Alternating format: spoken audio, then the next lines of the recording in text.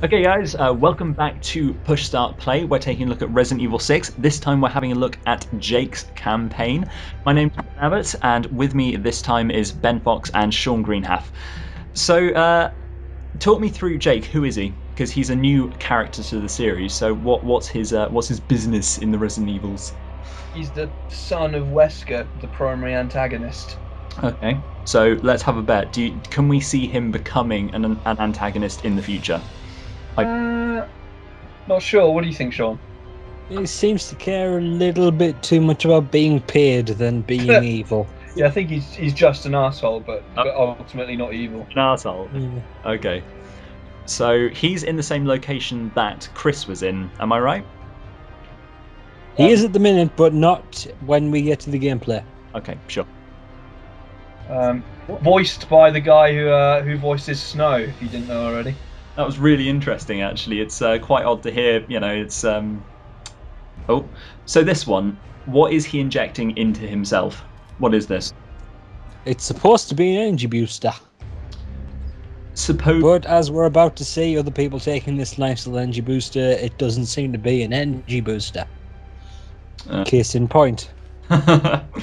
Yeah. I presume it doesn't mess him up because he's got that antibody or whatever, that the cure in his bloodstream. Because he's the son of Albert Wesker, who for some reason came back from the dead after being impaled by a tyrant. Yeah. Resident Evil got silly at one point. Wouldn't it be funny if he came back again after burning in lava and rocket launched in the face? Are we seriously thinking he's not going to come back? I don't know. Honest. It's a Capcom game. He's already on the disc. Nice. I see what he's done. See what you did there. I mean, certainly this would be my thoughts, is that Jake is Wesker version 2, and this is just setting him up. I mean, he's got a scar on his face, for heaven's sake. He's a skinhead, he's got a trench coat, and, you know, he's utterly badass. He's totally going to be a villain. That reminds me of the new Dante a bit. Yes, actually, yeah, that's a really fair point. So what is that emblem on his jacket? That's Spider. Do we know what that is? Oh, I don't. Nope. Interesting. It's either important now and new, or it's just there because it looks cool. And ladies and gentlemen, Ada Wong. Ada Wong. Yeah. And nobody notices the, well, he's dressed for... Extremely scantily clad woman. I didn't notice that. I don't know what I was doing. In fact, that Ben Fox didn't notice her, and then coming up in a scene, there is no way to not notice her. I think because it was the third in... Oh, Jesus Christ. Yeah, you see what? She is not wearing a lot, is she? I like the way she's wearing a scarf to keep her warm, and he's like not wearing anything else. I mean, yeah. Have they just fallen down the tube for you? Yes. Yes. Oh, because I refreshed it. I think I'm quick in there. Okay. So this woman who is joining Jake, who is she? Last time we saw her, she was in Resident Evil 2 while her father, the monster, was trying to impregnate her with a tentacle. I wish I was making that up. Hey, was that actually the last time we saw? Are you talking about Sherry? Yes. Wasn't she in Operation Raccoon City? I guess chronologically that's not near her, but that's a more recent game she was in. I know, but Raccoon City is Resident Evil 2. Yeah. I mean, is Raccoon City actually canon, as it were? Because I know you could potentially kill Leon, for instance. I think it was, apart from that, wasn't it? Kind of. It's kind of a grey area, I think. I mean, it doesn't really add anything. No. Yeah. I mean, presumably, do you have to kill Leon in that game? No, you get the choice inexplicably at the end. It's like it's one of the worst things I've ever seen in my life, I think. Really? It's like it just gives you throughout the game you've had no choice in anything, and then suddenly you get that random choice to suddenly be merciful. There's been no character development, but that comes out of nowhere. Yep. And then if you decide to take him on, even though he's there on the floor and you've got a gun near him, somehow if you decide to take him on, you don't just shoot him. It suddenly becomes an arena battle where a couple of your guys have defected to the other side, and it plays out in an arena. It's so weird. It sounds like I'm making it up, but it's an odd bit of design. So presumably that was thrown in there at the last minute. That's exactly what it seemed like. And just the fact that lots of your team would just, for no reason, go over to Leon just to make it a slightly harder end battle, even though he was on the floor ready to be shot. It's ridiculous. Okay, so we're in Shanghai now, aren't we? This is where... Or Hong Kong. Or Hong Kong, okay. Where would I be right in saying that Shanghai, or I think it's Shanghai, isn't it? That's where the majority of the game takes place. Is that not correct? I think you're right. Okay. So yeah, this is where it all started to fall apart for me a little bit, because again, I don't really see what purpose this guy serves. Because again, you've got Leon being the sort of atmospheric kind of Resident Evil 4 style campaign. You've got Chris doing the kind of third-person action shooter, and then you've got this guy, well, doing a bit of both in case. What's the point? We're both wrong. It's Langshan, which is a made-up place. It's a made-up place based on Hong Kong. Okay, sure. I like that bit where he does that jump across the pole, and for some reason decides to do like a 4 backward flip off it. Exactly. Yeah, I think this is the bit where Sean was downed and I totally couldn't get back. And I realised how stupid I was to run away.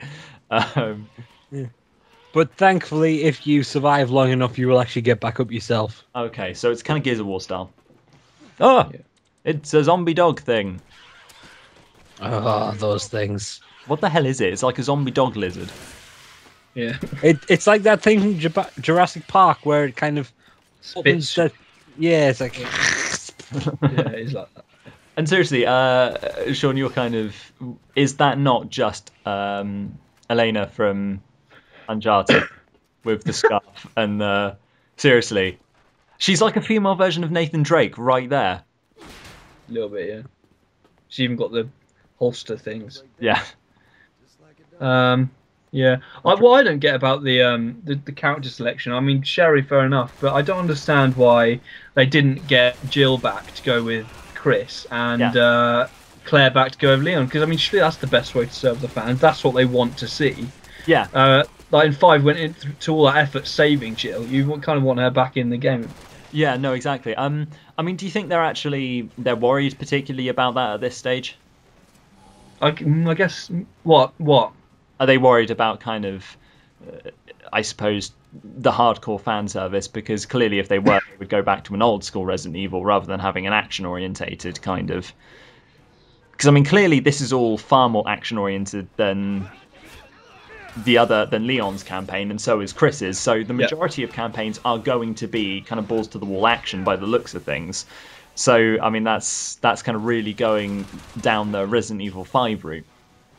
I kind of almost question whether they're really worried about kind of sort of pleasing fans at this point. I wonder whether a lot of this is kind of because to do with hardware limitations, because I think a lot of this is kind of general Japanese sensibility, kind of over the top action, even in kind of dire straits. Because if you look at this, is slightly tangential, but Metal Gear, the original on the PS1, it's like pretty subdued. Not a lot happens as far as crazy action. And then when it was remade, when they had a slightly better engine for Twin Snakes, I know it was some different people. It was like utterly crazy, and I just feel like I wonder, given the chance, especially with maybe Resident Evil 2, which is just a policeman going around saving people, whether they may have still included all this crazy stuff. It's just kind of this is just the way it was always going, and we just kind of got used to something. Yeah, that's a fair point. That is a fair argument, I think. And obviously, you know, I suppose it's a bit unfair of me to say... Oh, shotgun to your face. Obviously, it's a bit unfair of me to say that, you know, this is clearly all action-oriented because this is a demo. It's got to be, I think. Yeah. But certainly from what we've seen so far, that's what it would kind of indicate. I mean, certainly this is a lot more vertical. And certainly from trailers I've seen in the past... with Jake, isn't he fighting in what's he fighting in? Is it a Nemesis? I can't remember. The Ustenak. Yeah. Okay. It's something like Nemesis though, in that it doesn't die. Sure. Yeah, pretty much. Just keeps chasing you. And that can be quite scary. So I think there's potential in Jake's bit for some. Because I mean, as long as they have a real kind of an element to Jake that is unique, and it isn't the same as say Chris's campaign, because obviously he needs something to set him apart. Well, I think that is it. I think that's what they've been touting it as. It is going to be that consistently chased thing is going to be the bulk of his. Yeah, because that would make sense. I could really understand that. I mean, it kind of bringing it back to what we were talking about on the Push Start podcast a few weeks ago, the Dahaka from Prince of Persia. Yeah. Kind of that sort of, being pursued. Oh, yeah, down. It's a scary thing, yeah. See, I love the way he carefully opens the door while you're being, shot to death. See, I love his main thing is, his main sort of trait, as it were, is his hand-to-hand combat, isn't it? Yeah. And certainly he's really kind of... he just absolutely decimates everything. Yeah. Which I guess, again, is good if you are Resident Evil fans of Wesker generally. You always get to see Wesker being mental in this kind of field, and I guess it gives actual fans a chance to kind of experience it in a diluted way. Yeah, no, exactly. Because I suppose Jake is pretty much just... okay, you get to play as Wesker, pretty much. That's really what I suppose he's there for, isn't he? Yeah. I quite like that effect when these zombies, when they die, they sort of go into this goo.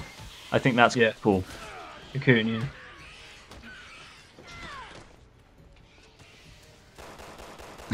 I love the way that his revolver is just so powerful. He's kind of like his hands back. I played it through a couple of times, and before.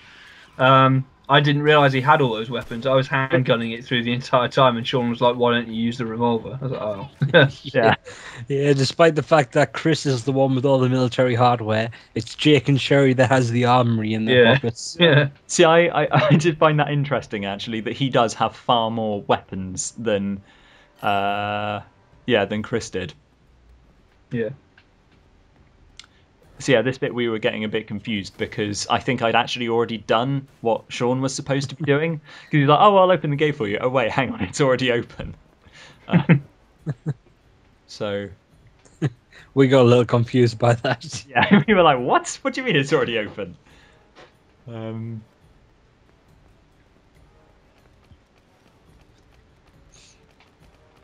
Okay. So we're pretty much coming to the end of it, aren't we? Yeah. We're coming to the reference to Spider-Man 1. What? Oh yeah. I didn't see that. Well, it's not a reference that it makes. It's a reference we made.